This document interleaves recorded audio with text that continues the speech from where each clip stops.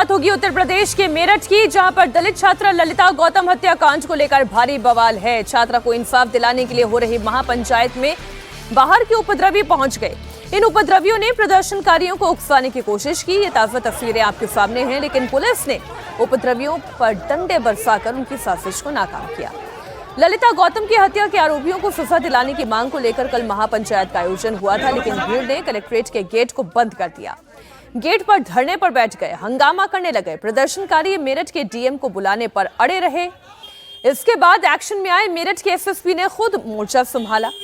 Mic के जरिए प्रदर्शनकारियों को सड़क से हटने की अपील की। उसके बाद भी भीड़ हटी नहीं तो पुलिस ने प्रदर्शनकारियों पर लाठीचार्ज किया। मेरठ के एसएसपी ने खुद उपद्रवी को थप्पड़ मार दिया। पुलिस के मुताबिक मेरठ कलेक्ट्रेट के बाहर हुए प्रोटेस्ट को कुछ ऐसे उपद्रवियों ने उकसाया जो दूसरे जिले से मेरठ में आए थे और उन पर पहले से ही कई केसेस दर्ज हैं। पुलिस ने इस मामले में 13 उपद्रवियों पर एफआईआर किया है, जिनमें से 6 को गिरफ्तार किया जा चुका है और बाकी उपद्रवियों की गिरफ्तारी के लिए पुलिस की कई टीमें छापेमारी कर रही है। मेरठ में ललिता गौतम मर्डर केस का मुद्दा लंबे समय से गरमाया हुआ है। कल दलित संगठनों ने महापंचायत का ऐलान किया था और इसी को देखते हुए पुलिस अलर्ट मोड पर थी।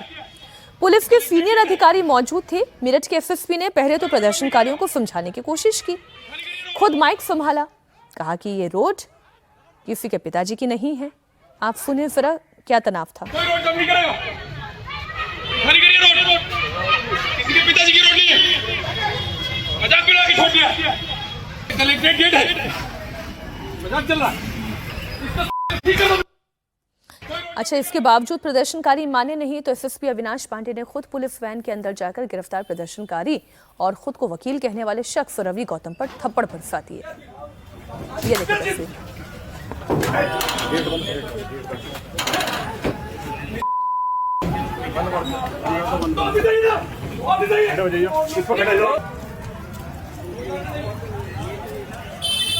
अब देखिए, इस प्रदर्शन में ललिता गौतम के परिजन भी शामिल थे। प्रदर्शनकारी सबसे पहले कमिश्नर चौराहे के पास पहुंचे और फिर नारेबाजी करते हुए कलेक्ट्रेट के गेट पर धरने पर बैठे।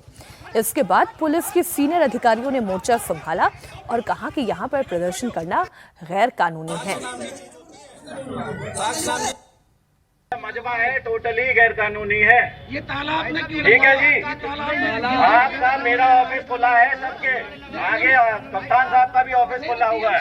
डीएम साहब को क्यों नहीं बुलाते यहाँ पे, क्यों डर रहे हैं? मैडम, आपसे बता दी कि इस तरीके से बात नहीं होती है, ठीक है? इस तरीके से बात नहीं होती है। आपको बात करनी है, आपको अपने पॉइंट्स रखने। साक्ष्य नाम की चीज होती है, साक्ष्य नाम की चीज होती है। अंकित का साक्षी नहीं है इसमें। ये बताओ, अंकित को किसने हटा दिया? अंकित को किसने हटा दिया? किस धारा में बताओ? किसने बोला यहाँ से मर्डर की धारा में हो जा सकता है? किसने बोला? सीओ साहब ने कहा है। क्या बोला? 7 साल तक जिसका जितना साक्ष्य होगा उतना ही तो जाएगा। अंकित का आप लोग यहाँ बैठे हो, सब लोग बैठे हो, हम लोग यहाँ परेशान हो रहे हैं। पूरा प्रशासन जितना अपराध होगा उसको तो ऐसे भेज दो।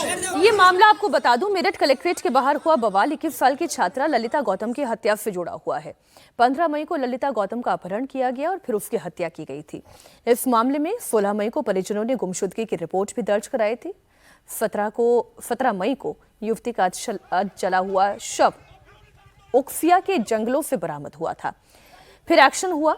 पुलिस ने अगले ही दिन मुख्य आरोपी अंकुश को अरेस्ट किया था, लेकिन छात्रा के परिजनों का कहना है कि इस वारदात में और भी आरोपी शामिल हैं जिनकी गिरफ्तारी होनी चाहिए।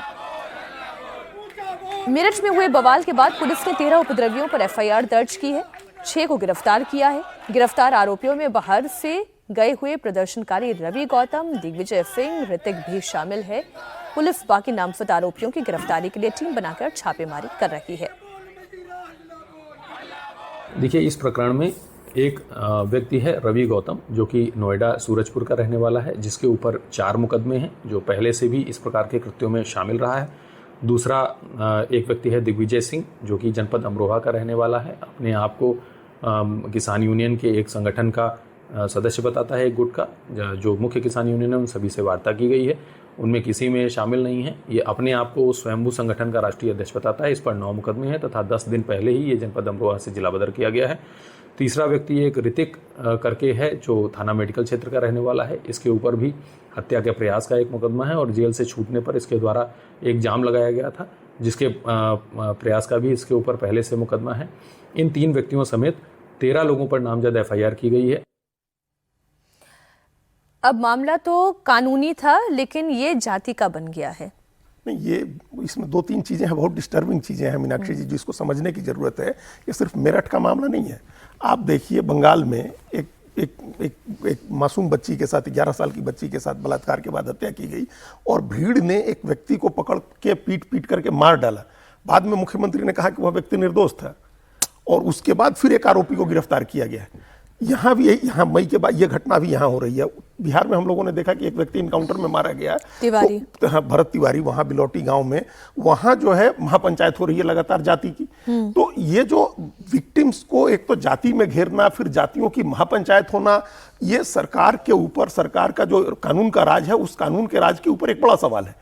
एक तो इस तरह की चीजें रुकनी चाहिए। अगर पुलिस कार्रवाई कर रही है, कोई भी व्यक्ति, कोई भी समुदाय अपने विम्स से, आप ये नहीं कह सकते हैं कि पुलिस कह रही है कि अमुक व्यक्ति आरोपी है, आप कहिए कि नहीं, अमुक व्यक्ति के साथ साथ अमुक और भी आरोपी हैं, उनको भी पकड़िए। और पुलिस नहीं पकड़े, अगर सबूत नहीं हो, नहीं पकड़े, तो फिर आप प्रदर्शन करें, तोड़फोड़ करें, आंदोलन करें। लोगों को, बेकसूर आदमी को एक बंगाल में जिस तरह से घेर करके मार दिया गया, तो ये जो लिंचिंग हो रही है, इस तरह ये इसमें भी, क्योंकि ये मामले में बाहर से आए हुए जो तो है, अभी की घटना, तो प्रदर्शन में घटना है जी। लेकिन जब पुलिस ने घटना खुलने के अगले ही दिन मुख्य आरोपी को गिरफ्तार कर लिया है, तो ये परिवार को पुलिस के ऊपर क्यों भरोसा नहीं हो रहा है? क्या पुलिस की कार्यप्रणाली में गड़बड़ी है? ये 17 मई को जब मुख्य आरोपी गिरफ्तार हो गया, 17 या 18 मई को, 17 तो को आज गया। ये तो घटना जो हुई है, ये तो जुलाई की, ये तो घटना है, तो 8 जुलाई की घटना है जो उपद्रवी बाहर से आए। तो ये इसका मतलब प्लान करके दलित वोट का, दलित वोट का हो, ब्राह्मण वोट का हो या पिछड़े वोट का हो, हम तीनों जगह का मामला बता रहे हैं, बंगाल, बिहार और उत्तर प्रदेश। ये जातियां फिर इस तरह के आपराधिक मामलों में सक्रिय हो रही हैं, महापंचायतें बुलाई जा रही हैं। ये तो कानून के राज के लिए एक बड़ा खतरा पैदा हो रहा है ना।